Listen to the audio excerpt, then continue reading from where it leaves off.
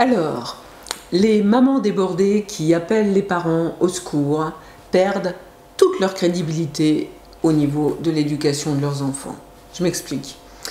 En séance, à plusieurs reprises, j'ai eu des couples qui se chamaillaient énormément et puis ce truc invraisemblable, enfin en tout cas vu de ma fenêtre, où une maman dépassée un mercredi après-midi appelle le mari sur son chantier ou le mari en pleine réunion en disant « petit dernier veut pas m'écouter, dis-y quelque chose ».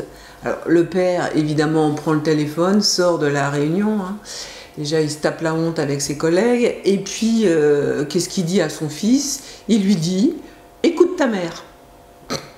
En fait, il peut dire que ça, le gars, qu'il connaît rien du tout, le début, la fin, le milieu. Donc, en fait, il rappelle à l'enfant d'écouter sa mère. Voilà. Quand une femme dit ça, quand une maman fait ça, en fait, elle est en train d'envoyer le message à ses enfants. Là, je suis incapable, totalement incapable de prendre soin de vous. Ça insécurise énormément les enfants parce que les enfants ont besoin d'être protégés par leurs parents. Si une mère est débordée par les événements parce que les enfants se chamaillent, comment cette mère va pouvoir protéger son enfant d'un danger en l'absence du père?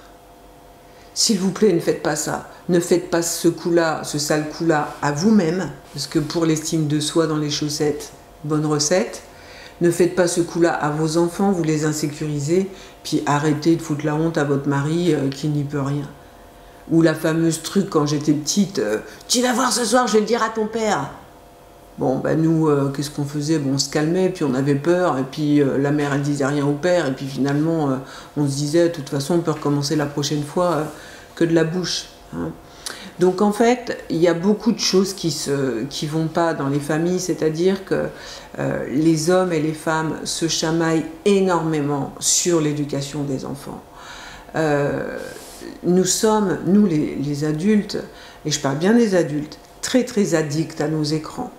C'est-à-dire que très souvent, dans certaines familles, c'est pas le père ni la mère qui décide de ce qu'on fait, c'est le programme à la télé ce soir.